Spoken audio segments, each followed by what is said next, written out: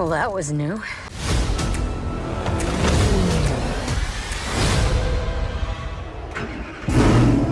When you think of Fast and Furious, you think of American Muscle. Now here in Fast 9, look out.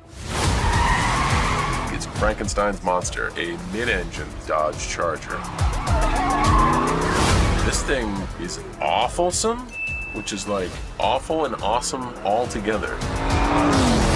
This is a beast, and it kind of got the automotive world buzzing because the car was engineered for the engine to go in the front. But they really modded the body and they put the engine in the middle and dropped it to the ground. But it really is cool. I don't know what they're gonna do next.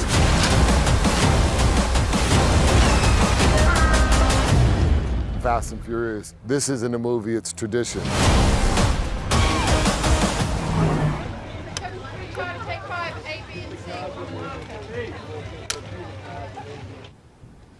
Roman, things change. We're not on call anymore. I will say that there's been thought, we always think of it in threes, right? So there's been thought already given to the film we're doing, and usually 2 films beyond that. So anything that we're creating has to, can't derail off of this kind of trilogy-like preparation.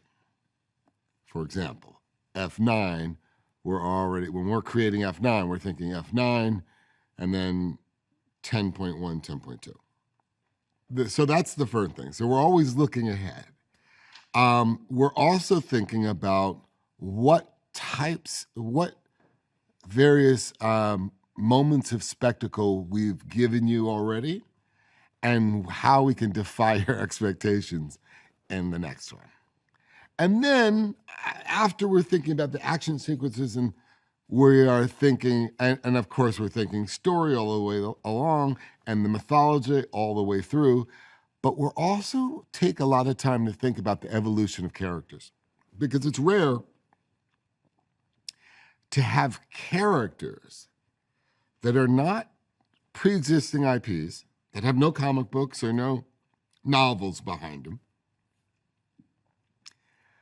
to have had this many episodic chapters in their franchise, in their saga.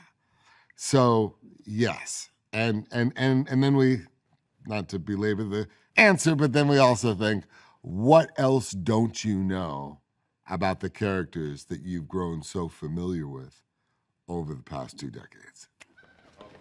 3, 2, 1, go! Go! Yeah! That's funny, Jakob.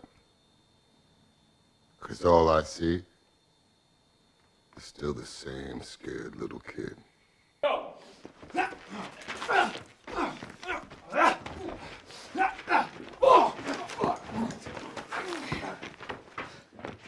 Cut. And 3, 2, 1, go!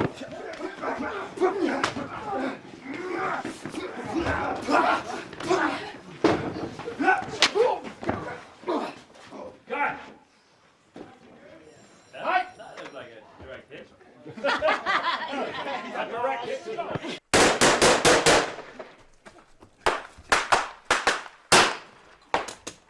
Ready, and go!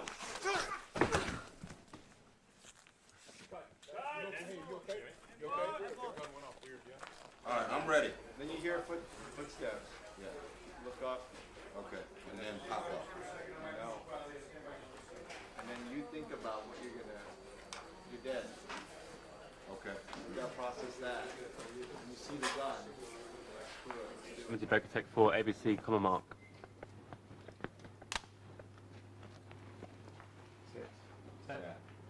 Or just maybe.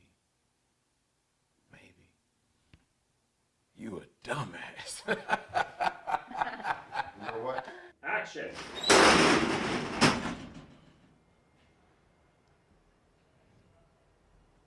Guns. When you go back into the franchise, if you go back to the very first film, the magical moment of that first film, or the character-defining moment of that first film is when Toretto is explaining why he's afraid or he regards this charger the way that he does to Brian O'Connor. And we discovered that there's something in the past, there's a story that we're not given a whole lot of time or a whole lot of explanation on, but we know that there's a story in his past that changed him. Who would think that 20 years later, 2 decades later, we would now explain that story, that critical moment in his life that changed who he was forever. And Fast 9 does that. Delta 82, take 1. Alpha Charlie Delta, common mark.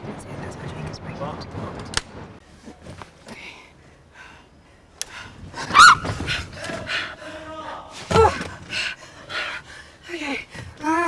Brake is on the left, accelerator right.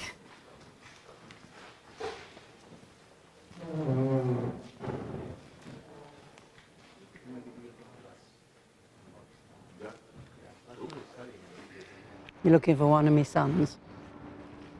Looking for information. You do the driving, I'll cut you in for 15%.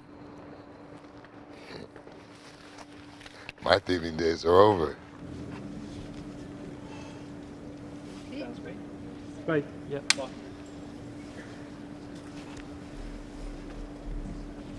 Go. Background. And action.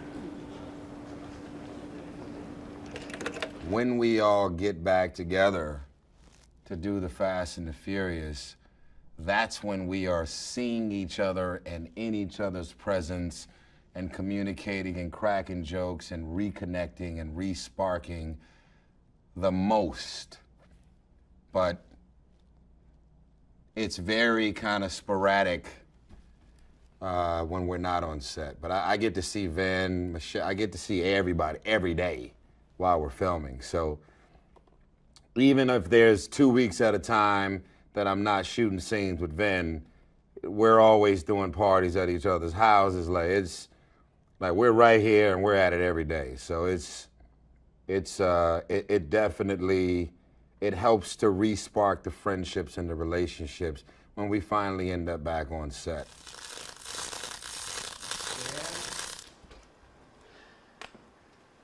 She's good to go. No, Sean. So who are you gonna trust with your brilliant idea? This glorified mechanic or a rocket scientist?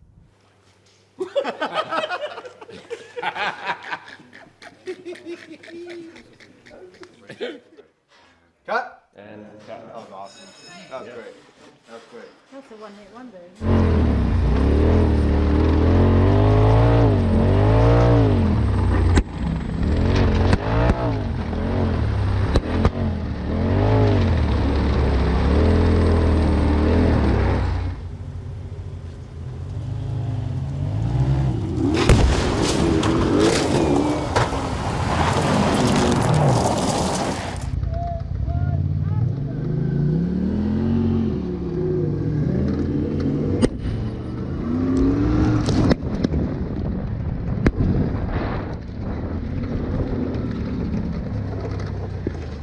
Lot of really big action scenes and a lot of things that happened that was crazy.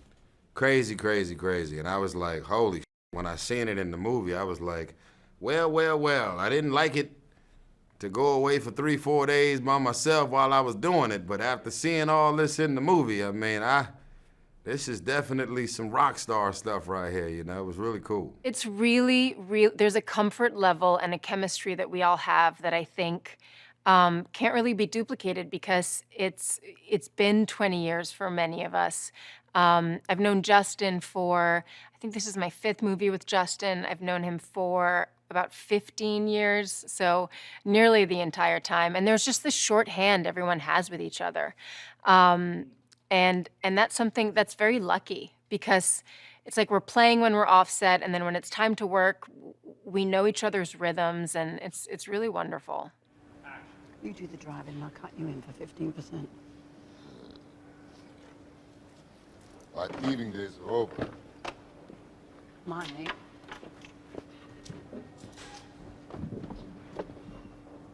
You coming? Yep. Take 7483 Alpha Bacon, Charlie, coming Mark. Speed. Bread. On the wrong for a grid. There's no way that this place was sanctioned by the agency. This was definitely Mr. Nobody's secret hideout.